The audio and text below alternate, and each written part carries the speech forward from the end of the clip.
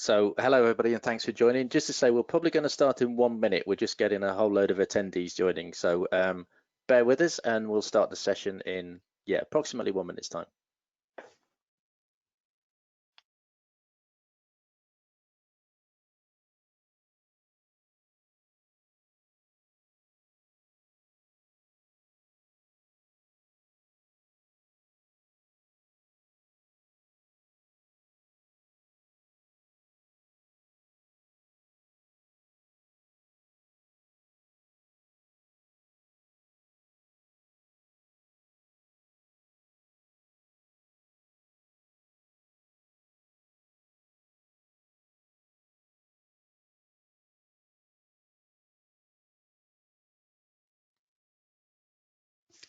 Okay, so it's 9:02 here in the UK. So thanks for joining everyone. I think we'll start the session. I know there are lots of people joining as we go, but I appreciate everybody's pretty tight for time.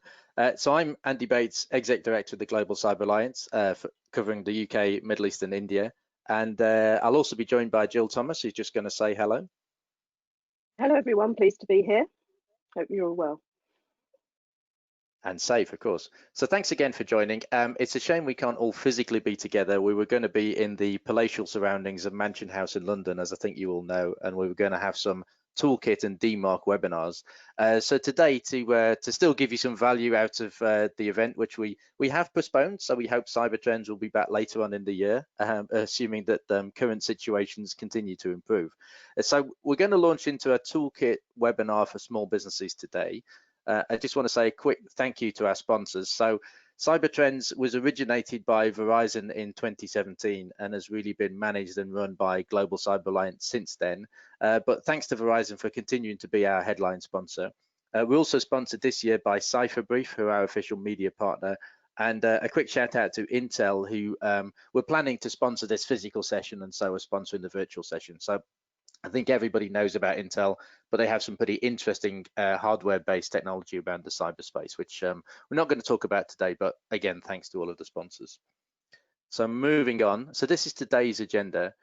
We're really going to introduce some cyber risk elements, and we'll make no apologies for talking about COVID-19, simply not only because it's of the moment, it's of the zeitgeist, but I think as we go through the presentation, it will help to bring alive to you all and hopefully connect emotionally with just how low cyber criminals will go to enact their games to remove money from people or to embarrass people publicly.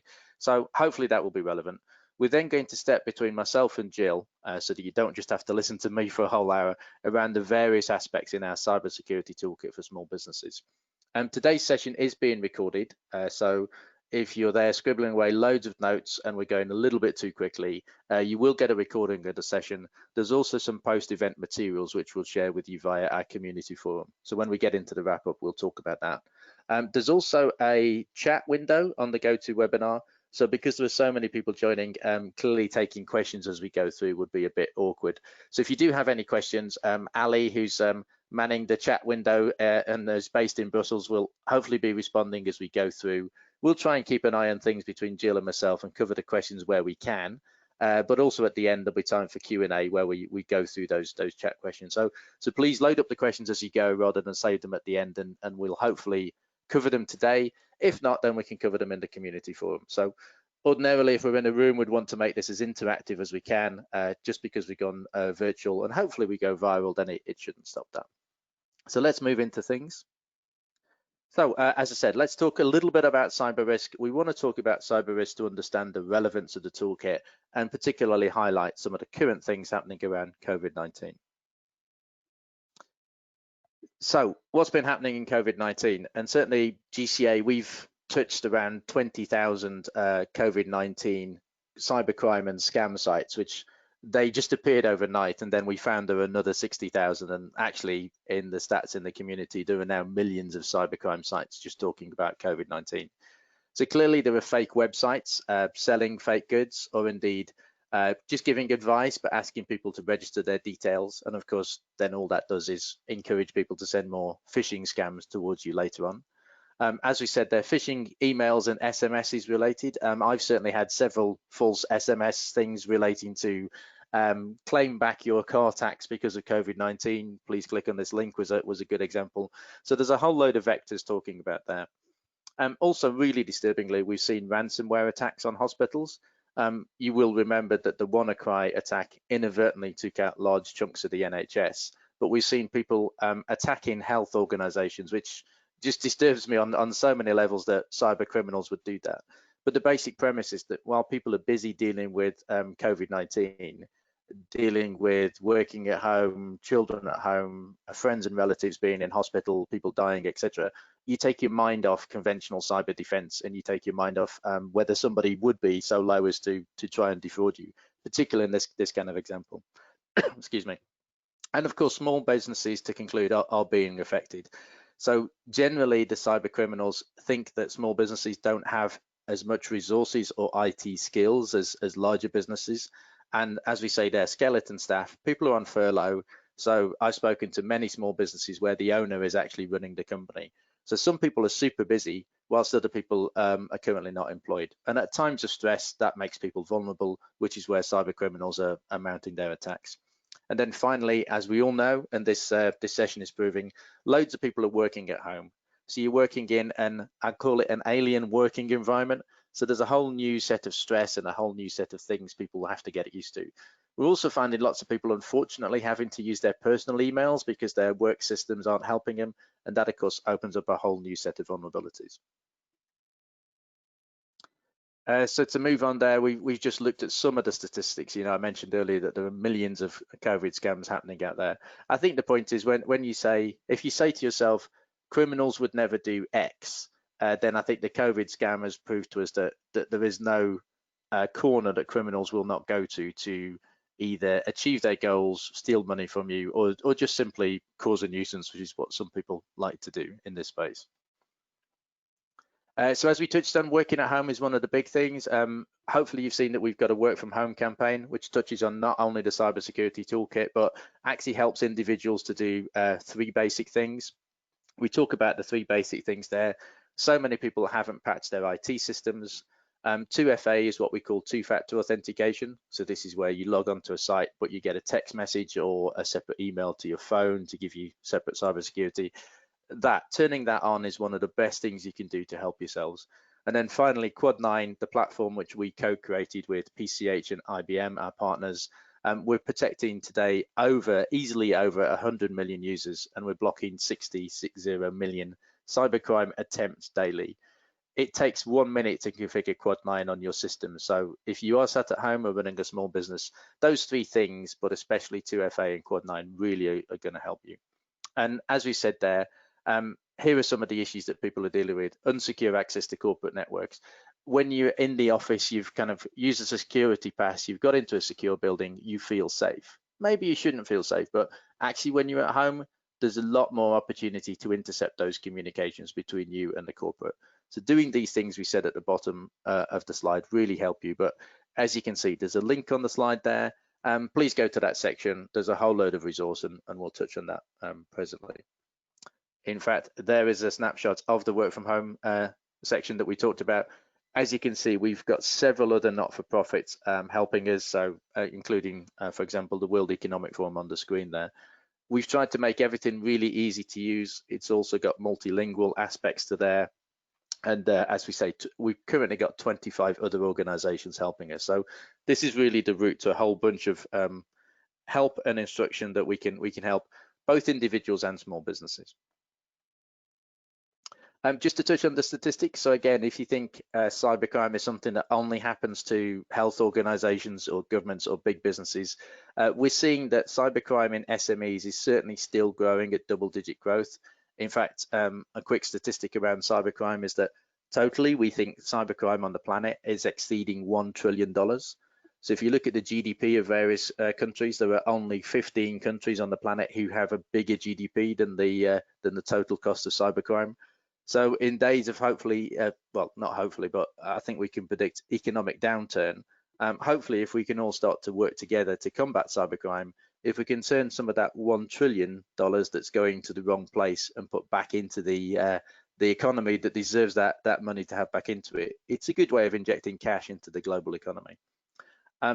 But the final closing point is where we say, yourselves included, if you think you're not going to be the victim of cybercrime because you're not interesting to cyber criminals, then please think again. We tested a hypothesis recently, which is that cyber criminals are moving away from the big multi-million pound, multi-million dollar audacious crimes and moving into smaller crimes. So if it was easy to steal £100 from 100,000 organizations, then criminals are going to do that. And certainly they're doing that today.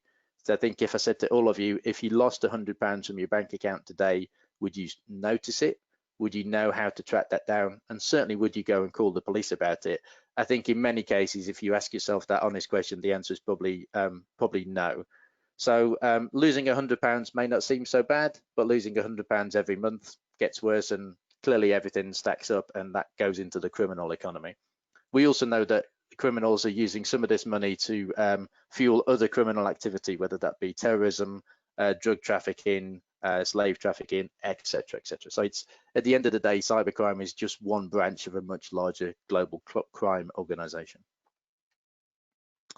So let's just talk quickly about the risk from the attackers. And I think the relevance of this is to say why you are interesting to cyber criminals. So what we call script kiddies, I think if you will remember the Talk attack, which is one of the big attacks in the UK news a few years ago, that was executed solely by a 15-year-old boy in Northern Ireland who has now been arrested as a result, simply to prove that he could do that. Down at the bottom, nation states, you may not think that you're in a James Bond film, and actually you're not. So you may not think you're interesting to nation states, but if we give some examples of recent nation state attacks, the WannaCry attack, which did harm the NHS, was allegedly started by North Korea. They didn't target the NHS, they just simply got impacted by, I guess you could call it collateral damage. So in conventional warfare, often innocent civilians can get harmed, and in cyber warfare, the same happens. One of the largest, in fact, not the largest cyber attacks in history was Maersk. Maersk were not directly attacked, they were hit as an accidental result of a Russia and Ukraine kind of cyber incident, for want of a better word. So those are either ends of the scale. Back in the middle though, financially motivated attackers simply is the biggest thing that's happening, and probably one of the bigger threats to yourselves. And as I've just mentioned, that taking £100 of 100,000 people is an easy way of achieving £10 million. And in many cases, that kind of actually simply fraud, let alone cyber attack, it could take an hour to execute that attack. So £10 million an hour is a pretty good turnover, but obviously they would have to attack 100,000 small businesses or individuals like yourselves. And then finally, hacktivists. So these are people, as I said right at the start, who want to get their message out, want to make a point. So people like Anonymous are good examples here. And I think finally, a thing to say is that all of these four sectors work together. So we have found cases of nation state attacks hacking into hacktivists to get them to do their work for them. We found nation states trying to raise money, which we said via North Korea. We found examples of organized criminals using 15-year-old hackers to be the start of the conversation. So these four groups actually work together. So I think one of the big points here is that I don't know how many attackers there are on the planet, but the number is definitely more than one. So if any of you act singularly to defend yourself, then you're up against all of these sectors, and actually at scale. There are hundreds, if not thousands, of people operating in these various domains. So to move on, I think, again, it's important for you to understand how these people attack. We want to give you good advice today, and the toolkit gives you good advice. But the best advice I can give you is to learn how to think for yourselves. And that bit of healthy paranoia is super important, which is why this slide's here. So the first point, loopholes, open doors. This is really just kind of sloppy configuration. So we mentioned on the earlier slide that really patching your IT systems is important. I spoke to a small business a year ago now, and he said to me, Andy, Apple are always asking me to upgrade my software, but I never do it because I'm always worried that things are going to break. Well, the answer is now's the time to press that upgrade button, please. The second one, and this is the cause of 95% of the start of cybercrime, is a phishing email. So this is the classic way you get an email, which you think is from someone you trust. You click on the link, or it seems like an audacious offer, and it either takes you to a website where your credentials could be stolen, or for all you know, you're just entertained by an amusing cat video. But while the video has been playing, some malware, some software has been downloaded to your machine, and then bad things could happen maybe months later. The third point is, as we said there, a flaw in a piece of software. So this is where, again, patching is super important. So whenever people release new versions of software, quite often it's to solve security vulnerabilities.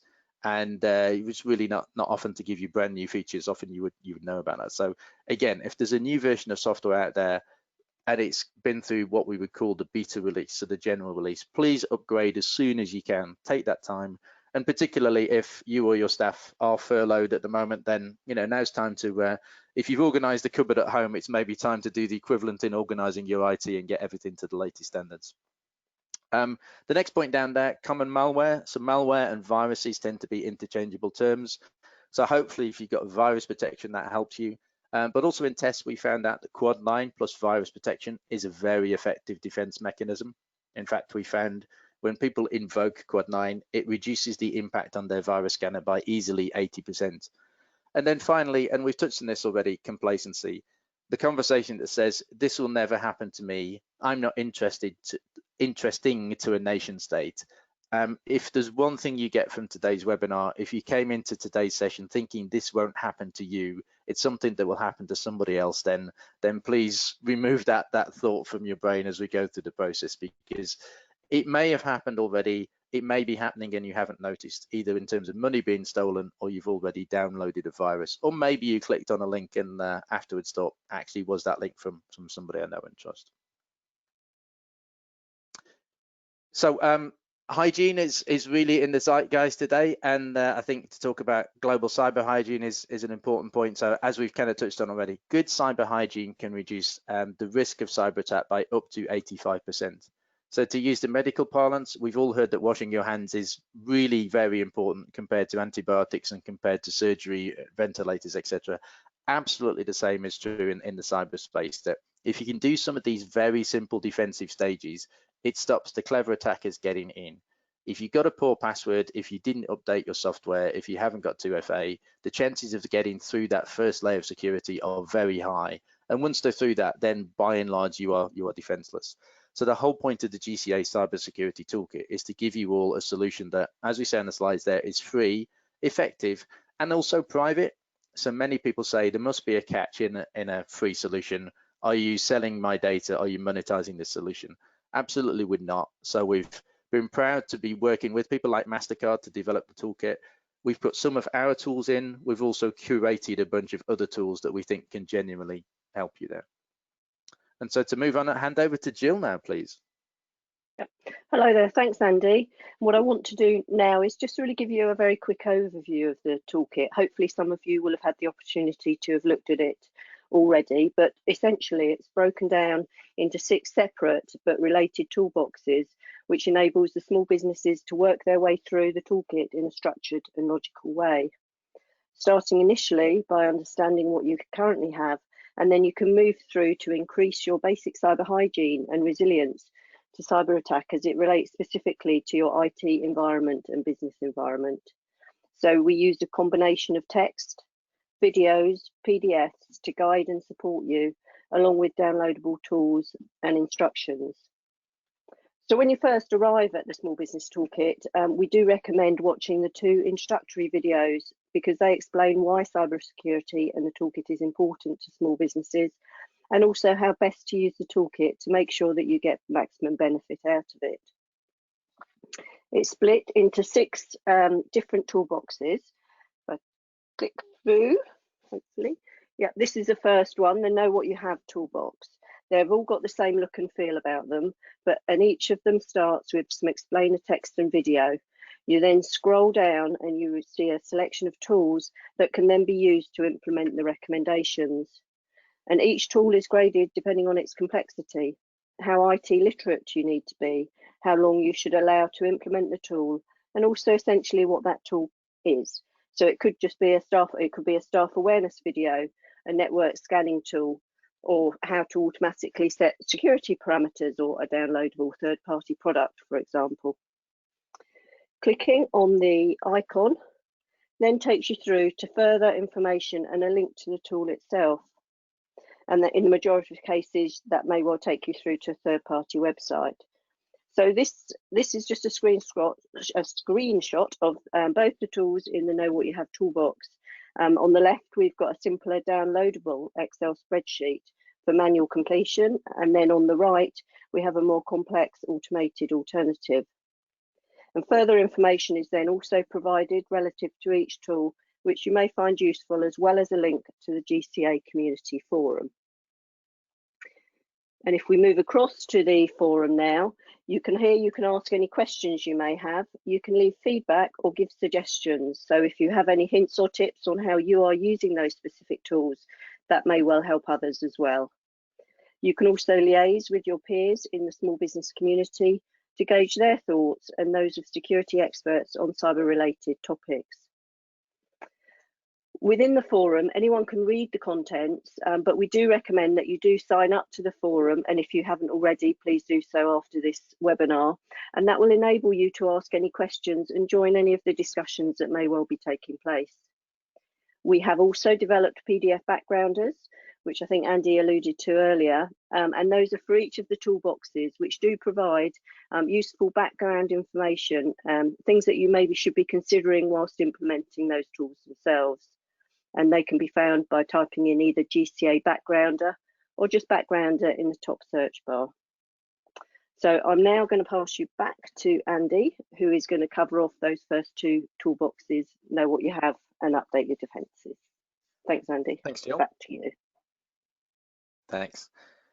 So in terms of know what you have, it seems obvious to know what's in your IT environment, and it seems like a shocking question to say, why would people not know what's in their IT environment? A good example which we can talk about, and those of you who have physical offices, factories, etc., is let's say CCTV systems. And we found lots of good examples of big attacks where people have hacked into CCTV systems and used them either to attack that business, but actually in many cases to go and attack other big businesses out there. In fact, the TalkTalk attack we mentioned earlier was where the files from CCTV systems were used just to overload the TalkTalk website as a way of mounting what we call a DDoS attack. So you'd be amazed if you start to think through what is in your IT environment, that if you think this is not just about computers and laptops, then those things can be an attack vector. So we've said there that an IoT device, so I would call a CCTV device an IoT device, but we found examples of IP connected light bulbs where somebody can sit outside your organization, hack into the light bulb using a default password, and then get into the network itself. So just a basic audit. We've got in the toolkit some basic spreadsheets and some other tools to help you with this, but knowing your starting position, knowing your inventory is always a good place. If you don't know how many devices you've got, how can you possibly know that they're all up to date?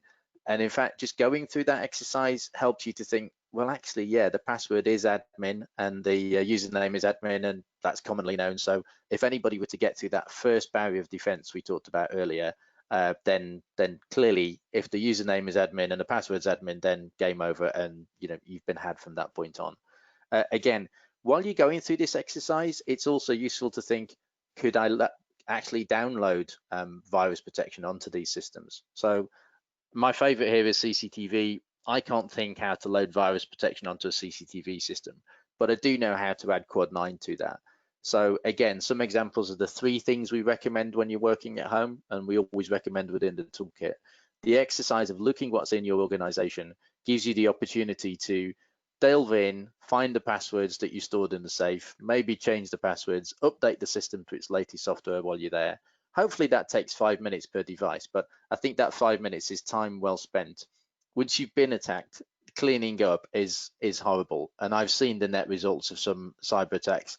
I've seen businesses lose tens of thousands of pounds and businesses go out of business.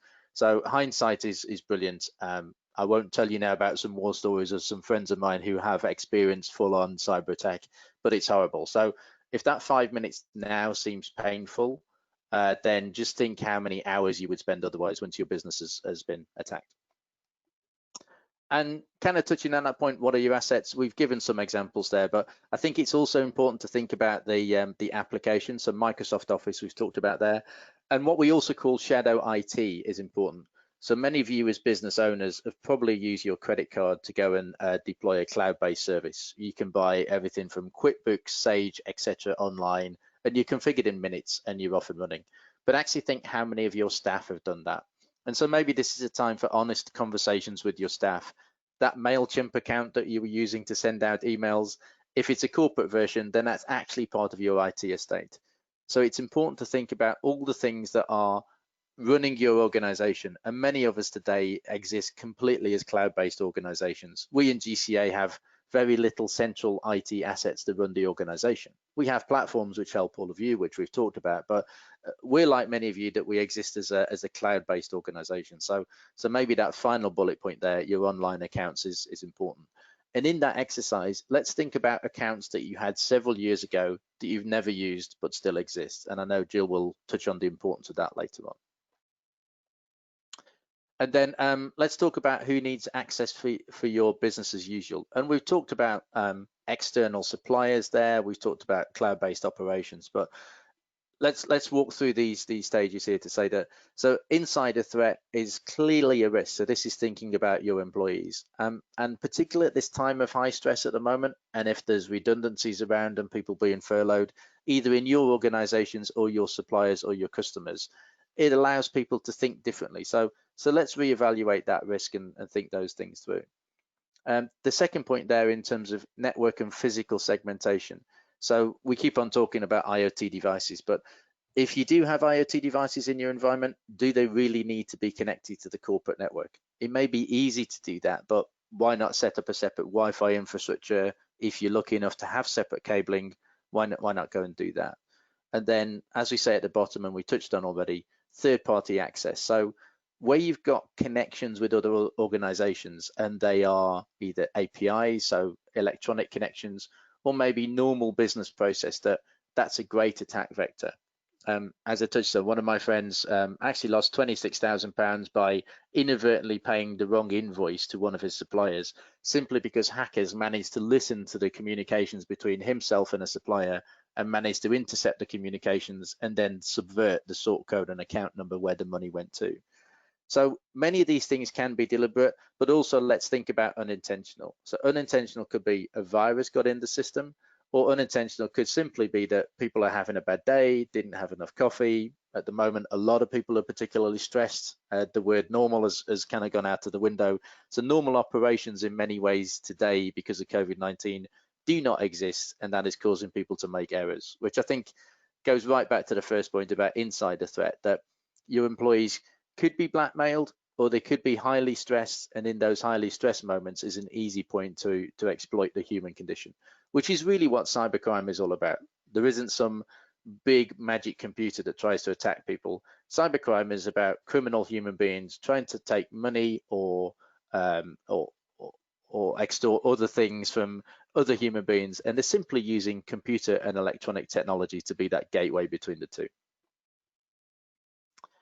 So in terms of update your defenses, we've talked already. This is one section in the toolkit about patches. So this is a way of helping you to go through all of those things to do the patches as soon as possible.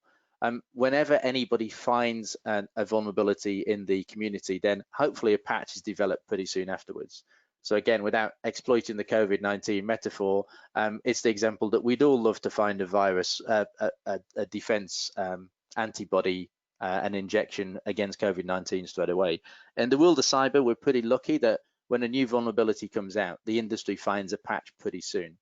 But the term 0 day is what we often use here, which we've mentioned on the slide. And 0 day is that first point when a vulnerability is discovered. And until that patch has come around, then you need to protect yourself as much as you can, but then also implement that patch as soon as it's out there. And as we said at the end there, you may find end-of-life devices which actually can't be patched anymore.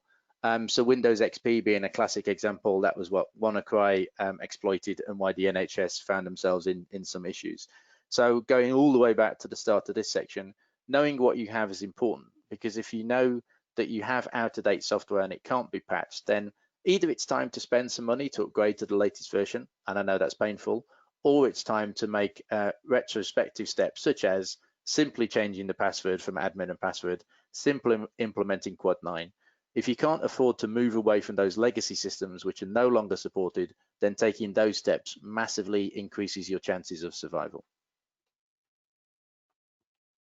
So we've built this whole section in the toolbox called Know What You Have. please use the tools in there. They help you to walk through this process.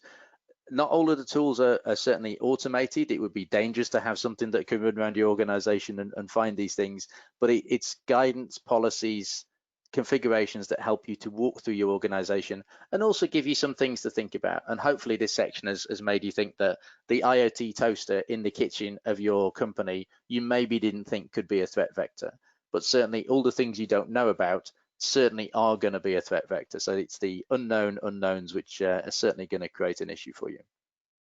So moving on then, update your defenses again is the toolkit which talks about how you can implement those new versions. So update your defenses focuses a lot on virus protection, firewalls. I often joke with people say we know all about firewalls, but somebody actually said to me, I've moved entirely to Apple Macs because they don't get viruses, do they? So that person certainly needs to use this toolbox from the toolkit. Equally, if we were in a physical session, I could say to all of you, hands up everybody who's got virus protection on their mobile. And almost nobody has virus protection on their mobile, even though their mobile has often nearly as much computer power as some people's laptops. So I think it's interesting where when we talk about please use this antivirus package, that people think, well, everybody must know about this, but actually everybody doesn't. So one of the points of this toolkit is to help you with this, but also to help you to make sure that you've patched to the latest versions. And talking of simple passwords, over to Jill. Hi, thanks, Andy. Yeah, okay, so I'm going to look now at the Beyond Simple Passwords toolbox. Really, really important to use unique, strong, complex passwords on each of your accounts, primarily because once an attacker knows your login details for one of your accounts, they will most likely try the same combination across many common accounts and applications. So a few years ago, a short password may well have been fine, but the rapid increase in processing power, decrease in size and cost, and the exponential use in cybercrime means that we need to stay ahead by implementing stronger passwords and additional protections. The further use of botnets, which are centrally controlled networks of compromised devices which bombard account login screens, trying multiple different usernames and passwords until a match is found, makes it quicker. And once that match is found, then that username and password may most likely be tried across multiple applications in a technique known as credential stuffing. Research has shown that up to 73% of users do duplicate their passwords, and that's across personal and work accounts. In this situation, hackers can take advantage and then gain access both to personal and corporate networks and accounts. As Andy said earlier, looking at your home networks, particularly now when a lot more people are working from home, the home router, for example, typically they may well have been deployed with very weak default admin username and passwords, and that would have been at a time when there was less emphasis on the need for security. It is vital that your routers do use strong passwords as well. So another method that may well be used by the attackers, if I can work out how to change the next slide, there we go, is to use an official looking time to reset your password phishing email. They will then hope that you click on the link to a very convincing lookalike malicious website, and then you can enter your details directly for them. Programs are also used that will cycle through regularly used passwords. So in 2019, some of the most commonly used passwords that were found in breaches, the top one being 123456, that was actually used 23.2 million times. You've also got QWERTY, password, 111111, and then the list goes on beyond there. Additionally, if the criminal has a snippet of information about you, and that could be gained via social media or social engineering techniques, they may well try those, and then your password may well be cracked much quicker as well. We'd also like to consider which sites you access via public Wi-Fi or whilst in public places, which are inherently insecure, subject to snooping and impersonation. Please also bear in mind that the green padlock sign only confirms a secure passage to that website. It does not verify that the site is not being used for malicious activity. Wherever personal information is transmitted it should only be done via a HTTPS link, and never, as I'm sure you've been told on multiple occasions, never click on a link from an unverified email. Rather access that website or company in question via an alternative method. So type the known good address into the browser, or just give them a telephone call if you know their address or people that work there. Password length can be enforced across the organisation. There is much guidance on how to create strong passwords, and it does vary across countries. But in general, do have a policy that works for you and that does ensure strong, unique passwords for all accounts. If you struggle to remember them, then do consider a password manager. These securely store all of your passwords and also use additional protection as well. So with the daily occurrence of data breaches, it's also worth occasionally checking the Have I Been Pwned website to see whether your credentials may have been stolen in a breach. If they have, change your passwords for those accounts immediately. And you can also set yourself up on this website to receive a notification whenever any of your details may have been compromised in a breach.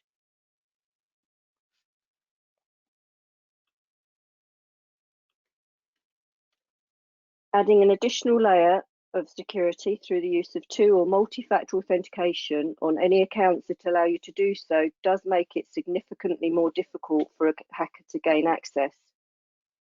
And as Andy was saying earlier, this may well be a token that's synchronized and changed every 60 seconds.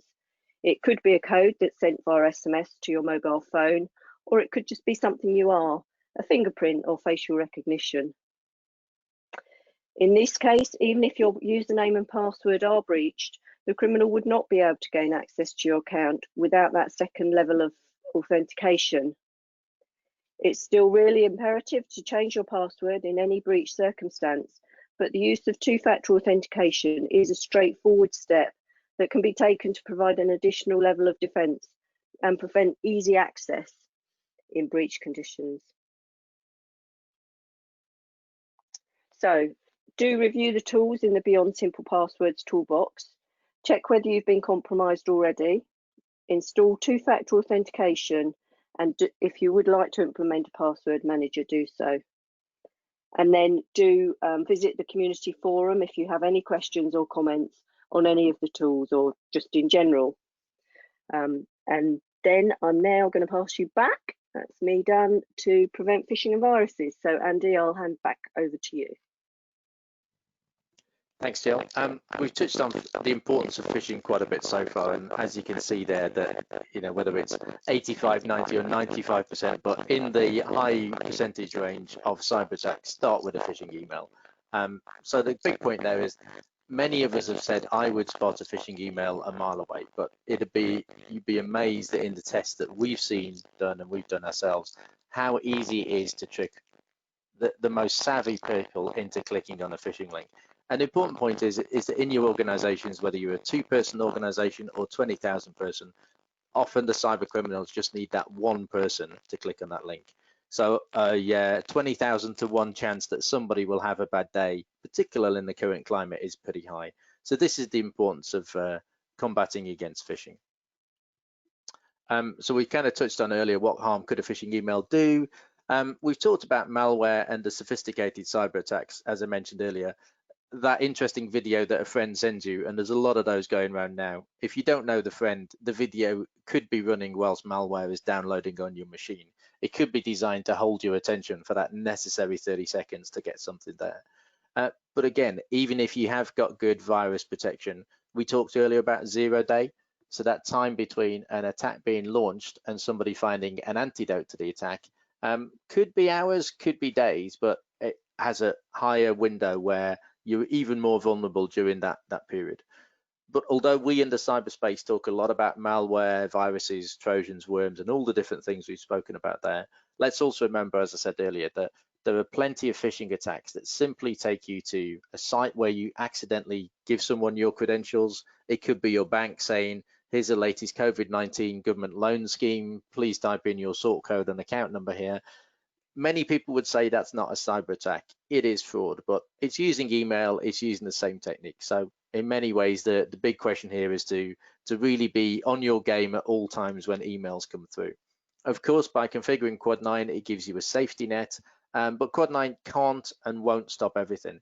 It certainly won't stop you going to a site where you're just being asked to load your credentials, or maybe even forward on something to your friends or colleagues. So you need to be careful, but also important to configure those safety nets to help you as much as you can. We talked about the importance of antivirus. How does it work? Not going to spend too much time on this because I guess this is the sort of advanced, very cyber techie section of the conversation. We've talked about 0-day just in my previous comment. And so, yeah, each virus has got its own characteristics, got its own signature.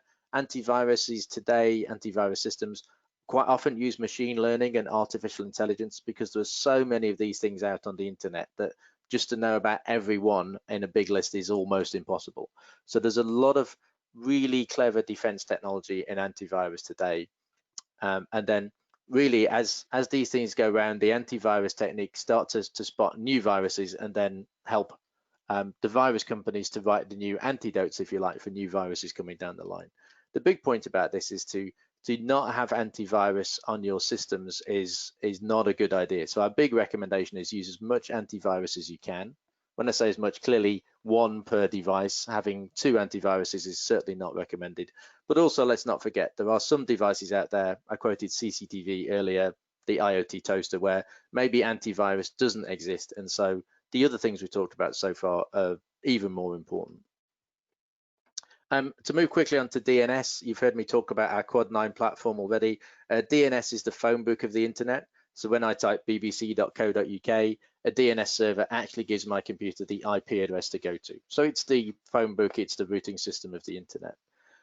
New domains are created by registrars and the registry community. Ultimately, ICANN, which is one of our partners, issue these things out to organizations. And as we said there, they're translated into numbers. There are tens of thousands of new domains being registered, and many of them, arguably up to 70%, may be for malicious activity. When we look at the list we have of criminal websites, many of them don't even look like English words and are designed either to trigger viruses or they look like links to videos or things which can easily spoof people.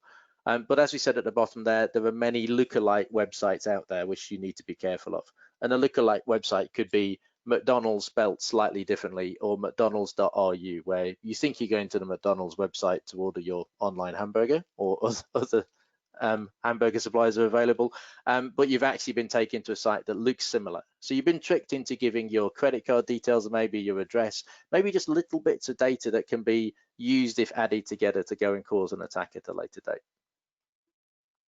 So DNS filtering, we've talked a little bit about Quad 9. Quad 9 is the platform, as I said earlier, that we co-created with PCH and IBM. Configuring Quad 9 on your system means that you've just changed your DNS settings. It's an easy thing to find in most of your computers and systems. On the Quad 9 site and on our site, we've got plenty of user-friendly videos. These are all within the toolkit as well, by the way. So it's taken, I've actually got my mother who's in her 80s to configure Quad 9 on her computer. It took slightly longer than the 1 minute. I would like all of you to take to configure Quad 9, but by doing that, you're pointing your DNS to Quad 9, and if Quad 9 spots that you are going to try to go to a criminal site, we stop you getting there. So the block list in Quad 9 is around 3 million domains. It changes dynamically. It has 21 threat intelligence feeds, which are constantly updating. And there's little downside that we can find to you configuring Quad 9. And our dream is that the whole DNS infrastructure across the internet will eventually have this level of immunity built into the platform itself. So the big point here is that by configuring antivirus and Quad 9 is a multi-layered defense and is our recommendation. So again, in the toolkit, you'll find Quad 9 as an option, as one of the tools. You'll also find that we point to antivirus.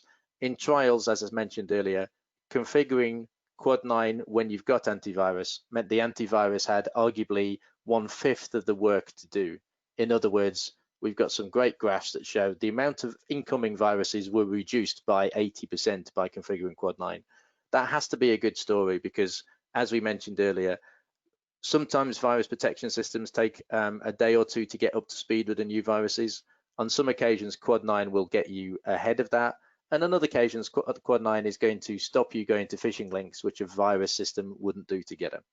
So the big point here is, please make sure you've got antivirus, please make sure it's up to date, and please configure Quad 9, and you will arguably be 80 or 90% safer from those incoming attacks than you were before this webinar. So all of those things are in the Preventing Phishing and Viruses toolbox, as we mentioned earlier. So again, the whole point of this webinar is not to get you to configure things today during this session, but really to highlight, please go to the toolkit. And also at these interesting times, if I can call them those, please share the word about the toolkit to your customers, especially to your suppliers, to your friends. And then just to quickly talk there, and Jill mentioned earlier, we've also got help with the routers in your estate. So if you have an internet connected router, it's often better to configure Quad 9 in the router itself rather than to run around and configure all of the different devices. And going back to our earlier point about know what you have, if, underline the word if, everything you have in your office or factory uses that one router to connect to the internet, then you know that starting at the router and working your way through the infrastructure is the easiest place to start. However, if you don't know what's in your IT estate and you don't know how they connect to the internet, then that really reinforces the importance of the know what you have conversation. So moving on, and then to talk about ransomware, which is all about backup and recovery, over again to Jill. Thanks, Andy. So what you're saying there is that antivirus and Quad 9 will help prevent you from downloading a virus, but that will only reduce the risk and we can never remove it completely. So what does happen if you are attacked? Well, consider all of the data that you hold and refer to the inventory that you created within the Know What You Have toolbox, and remember that there are many reasons why you could lose access to your data, and that's not just because of a cyber attack. But do think about it in terms of the impact it would have, in terms of the cost, the time, the reputational damage, and the impact on the potential owner of that sensitive information if it did get out.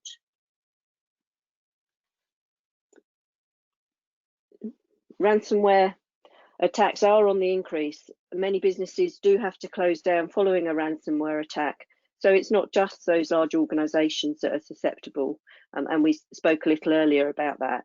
Statistically, though, small businesses are more likely to suffer an attack, albeit they won't make headline news.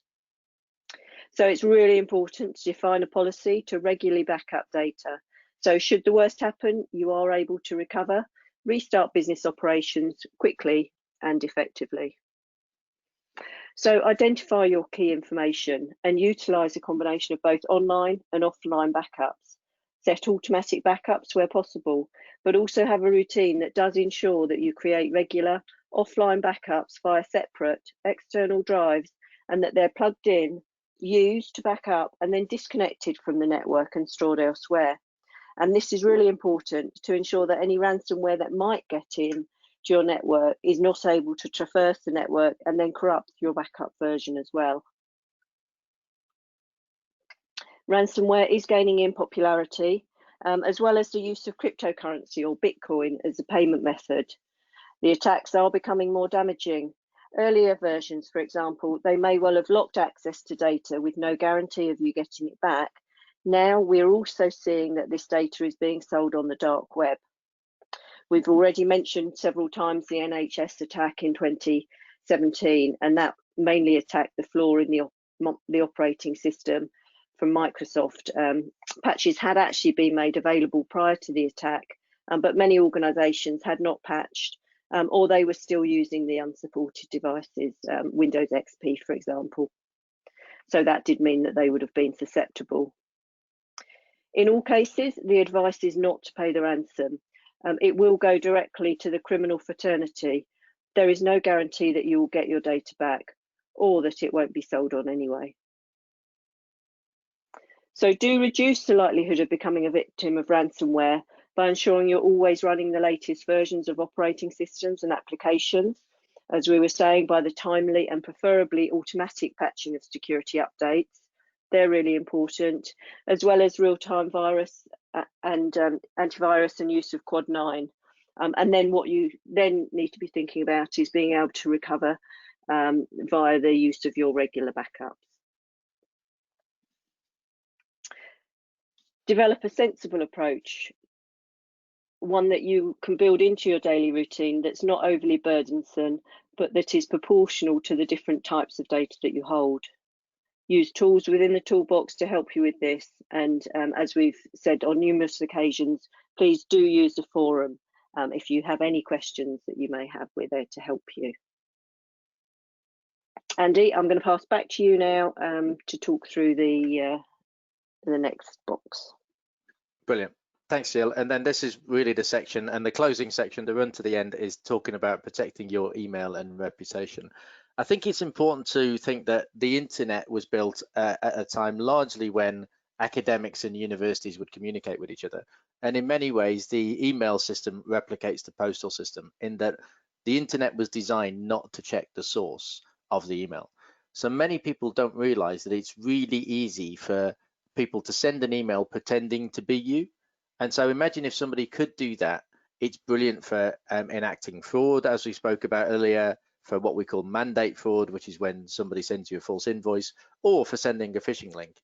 Because if a link comes from an email that really is exactly the same as someone you know and trust, you are highly likely to click on that link. So unless you've taken some steps, it is actually possible to do that. And that is one of the big starts and big vectors of cybercrime today. We've also, so we talked about mandate fraud, CEO fraud, otherwise known as whaling, is the example where you've sent an email to a CEO and they've ordered someone to transfer millions of pounds to someone. That's happening quite a lot now, especially as everybody's working at home and everybody's in particularly stressed times and also having to move large amounts of money around to keep businesses working. And then business email compromise is where somebody has hacked inside your system and then is sending emails genuinely as you rather than pretending to be you. So we've talked about earlier, really having a healthy degree of paranoia is important. So taking an instruction based purely on email, and I talked about the example of a friend of mine who lost £26,000 from his business. If only the bank had have called him or he'd called the bank. But even when they were suspicious about the transaction, they talked to him using email. And of course, the hackers were pretending to be him because that was possible. So really try wherever you can, particularly in terms of important contracts, important sums of money and decisions, to always use another channel. So phone or maybe text, WhatsApp, anything other than just relying on an email to make a decision. We could talk quickly about the types of spoofing. I think many of you are probably familiar with these, but so often that the email that's displayed in your email and the email that it's come from can be different. So this first time it's really easy. In fact, you can all probably configure your email systems to look as if you were somebody else, although the underlying email is actually your genuine email. So often if you hover over the display name, you can check the actual address is the same. Lookalike domain spoofing, we talked about this earlier in my McDonald's example. Simply by replacing an O with a 0, it looks like the organization you're thinking of. And again, when you're in a hurry, then it's easy to spot that. People swapping I's for L's, and in fact, if all of that example on the screen was in uppercase, it would be super difficult to spot it's not coming from the right thing. And then domain name spoofing, which is the thing we really talked about at the start of this conversation, is where genuinely somebody has sent the email that in all of the cases we talked about there is exactly like the genuine email. Because if you don't turn on a thing called DMARC, which we'll talk about in a second, the internet is configured to allow people to do that. The internet was designed not to check the source of an email, and so there was nothing in the original concept of the internet that stopped anybody pretending to be anyone using all of those layers of email we've talked about there. So DMARC, I won't bore you with what the acronym stands for, but in essence, DMARC is the answer as an international standard created in 2010. It's not something which GCA has invented. Really what we're doing here is evangelizing this standard, and we've also built tools, wizards, training guides, and anything we can to make it easy for people to configure DMARC as easily and as quickly as you can. So as we said there, it configures brand protection. So importantly, if you turn DMARC on, if you don't have DMARC on, somebody today in New Zealand could be emailing somebody in Australia pretending to be you, and you are not aware of that. So it is helping you with that brand protection. So we've talked about the impersonating point there, which is important. 80% of consumer inboxes, so this is thinking of Gmail, Hotmail, etc., do already have DMARC verification turned on. So many people say this only works if everybody uses DMARC. And in many ways, that's true. And again, to use the immunization conversation, if everybody's immunized against a disease, then it's a good defensive point. But if, again, you can share the message with your suppliers and your customers. We talked earlier about, particularly in these currently stressed times, what if somebody intercepts the communications between you and people you trust? If both of you got DMARC turned on, then you're both protected. Actually, even if you have DMARC turned on, you will get reports which show you how many people are pretending to be you. When we look in the Global Cyber Alliance reports, although we're a small organization and we think not many people have heard of us, it's amazing how many people we found out there of people trying to use and abuse our brand. Naturally, we've got DMARC turned on, so we know we're safe, but it's good to see those reports. So the toolbox on protect your email and reputation really talks a lot about DMARC, helps you to guide through those things and helps you with the configuration. Be careful around DMARC.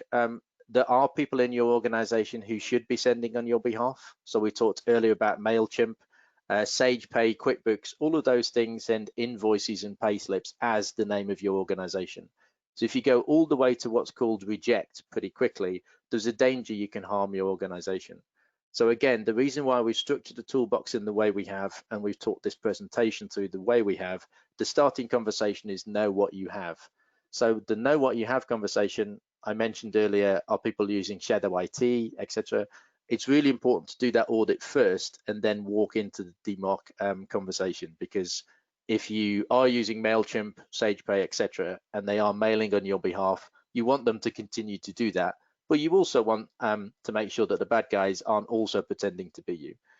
We also have a DMARC Bootcamp webinar, not only later on today, but a much bigger session on May the 4th. So if anybody wants to learn more about that, please tune into there.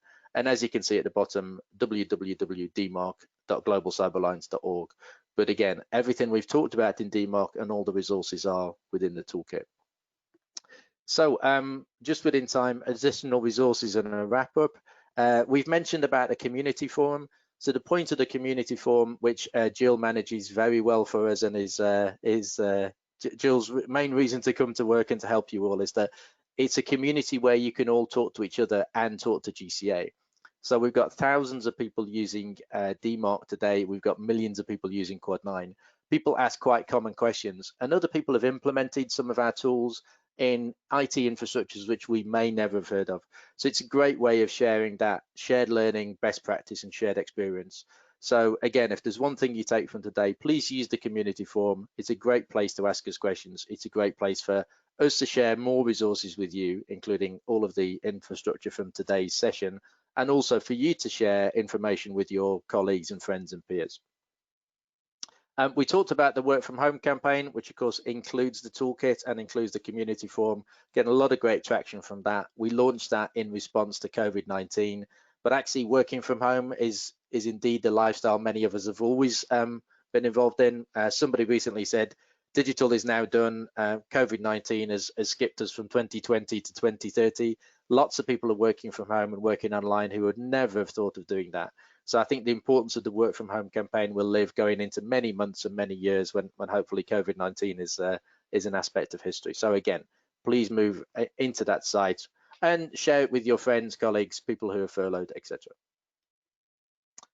We'll share all of these resources with you. As you know, you're going to get some follow-on sheets from this, including some bits on the slides. So please don't try and write down all of those URLs. So we talked about the toolkit for small businesses, the community forum, the work from home platform. We've got DMARC 101 webinars both today and boot camps going forward in the future. We'll be continually running webinars, probably monthly. For the UK audience, ncsc.gov.uk also have some brilliant advice and some infrastructure they're doing there. NCSC exercise in a box helps you to run through effectively that fire drill of what if the unimaginable does happen. So our job is to make sure it doesn't happen, but it is important to think about what happens there. And No More Ransom is a site that's really important. Europol have been involved in that, so we talked around what to do if you do get ransomware. Please don't pay the ransom, but No More Ransom is maybe a life belt in that particular emergency. So remember, you can't remove all of the risks. If you do all of these things, you will never be 100% safe. To think that anything is 100% safe is wrong. It's true in the world of cyber as it is with crossing the road, with making sure you've got fire insurance, etc. All you can do with risks is reduce them and mitigate them and know what to do if the unthinkable happens. So please add cybersecurity to your list of priorities. After all, cybercrime is really just another branch of crime, and none of us like crime or want to be exposed to crime. Make it routine. So Jill talked about backup. I do my backups every Friday because I'm sad like that. Try and get into a weekly, a monthly, a quarterly, an annual routine. Once you've done your filing to Company's House, you probably have a breathe and then make yourself a cup of tea. Maybe it's time then to hit the backup straight away, to back up your last known status. My challenge and recommendation to you all here is think about those regular routines you do and try and build cyber into it. If you try and build a separate routine for cyber and then a different one for paying your staff and a different one for logging onto Company's House, then you've given yourself another thing to do and to remember. So try and bake it into things you do naturally. We've talked about sharing the knowledge. Please bake this into your customer conversations. Giving a free toolkit around cyber to people you're trying to sell to, genuinely we've seen helps to improve sales and improves the conversation. So we talked quite a lot here. The big point is there, build it into your daily, weekly, monthly, quarterly, annual routine. Great, thank you everybody.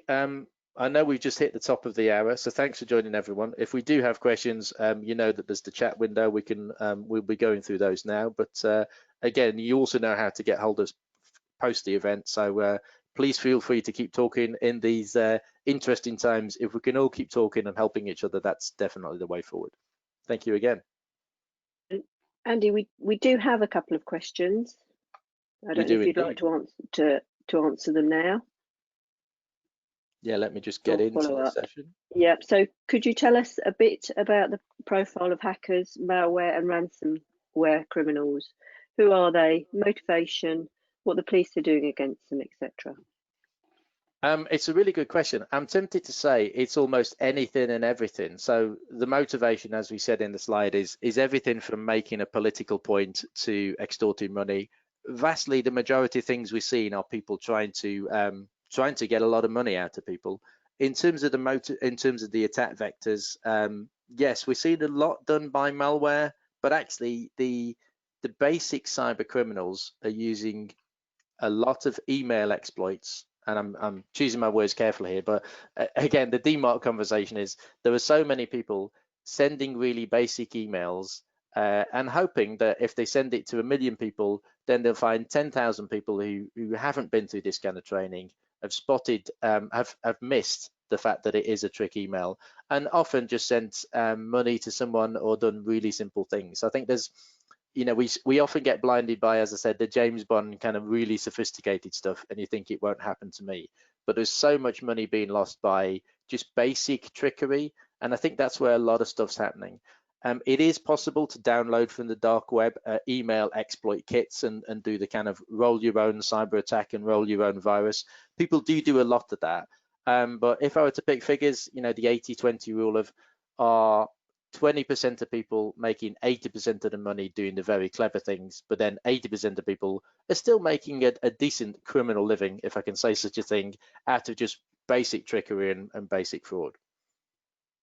So hopefully that answers that one. Jill, do you want to hit me with the next question, please? Yes, and the follow-up is there a profile or preferred type of company the criminals like to go after, large or rather than small, bank rather than non-bank, etc.? Again, super good question. We saw a few years ago, I think 1.3 million stolen from Barclays because somebody put a keylogger into the building. They bribed a cleaner for a few £1,000s to stick a keylogger into a piece of equipment.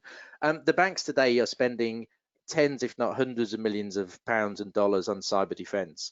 So in answer to your question, and we did touch on this earlier, we are definitely seeing, and we have recently seen evidence that the criminals are moving into the small to medium business space. Why? Because many small to medium businesses, like many of you on this call, haven't really embraced cyber defense, which is why the toolkit's so important. So stealing 10 million from a big bank is difficult, simply because they've spent hundreds of millions to stop the criminals doing that. And also, I mean, I don't have experience of this, but actually having 10 million in your bank account creates some problems. Moving that money around the world and not being spotted is difficult. As I said during the call, stealing £100 off 100,000 people is actually quite easy. You don't need to get into malware to do that. People spotting the £100 being lost almost never happens, never reported to the police. And I think in answer to your question, what are the police doing about this?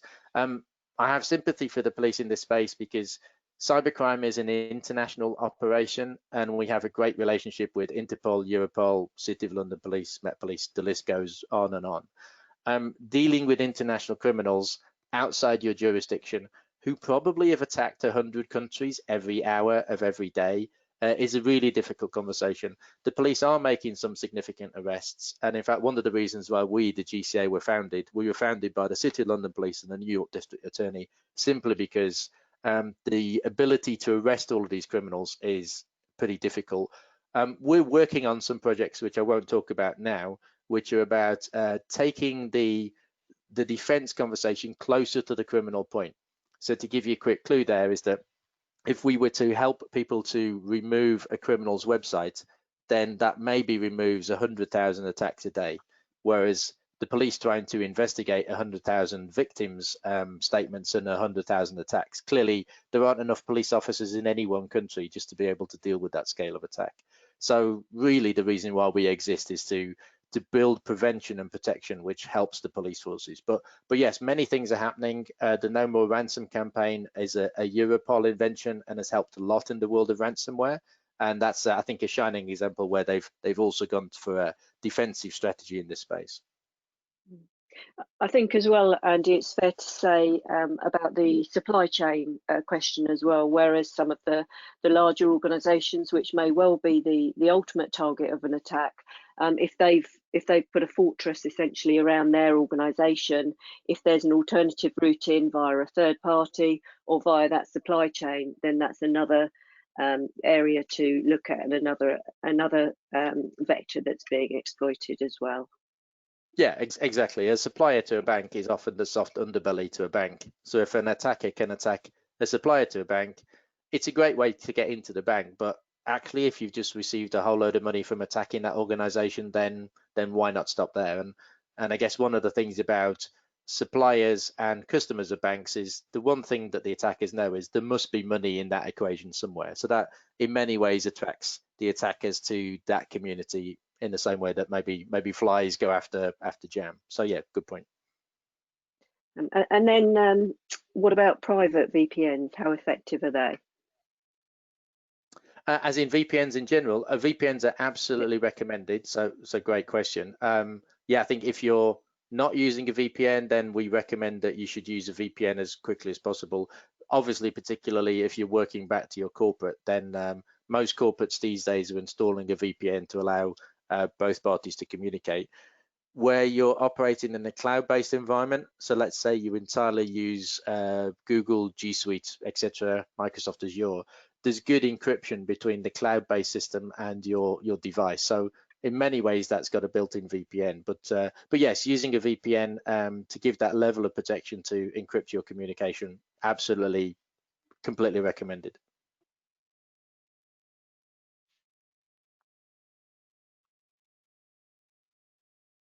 Were there any more quick questions? Anyone?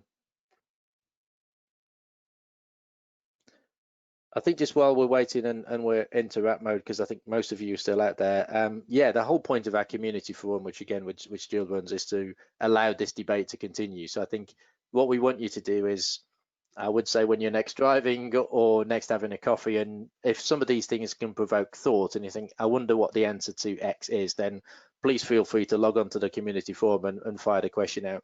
There's no such thing as a stupid question in the world of cyber.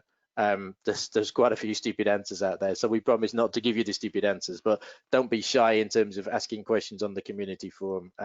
As I mentioned, the people who thought that Apple Macs don't get viruses, and so by buying an Apple Mac meant they didn't need to worry. I think that's a good example of there's so many people who think like that. So any element of learning that we can share for people who are in that kind of status is great. So, and some things which you may think is obvious to you may not be obvious to your neighbor or your supplier. So you could try and communicate with everybody who works with you today, or if you got that thought, please share it on the community forum, and it's a great way to spread the word.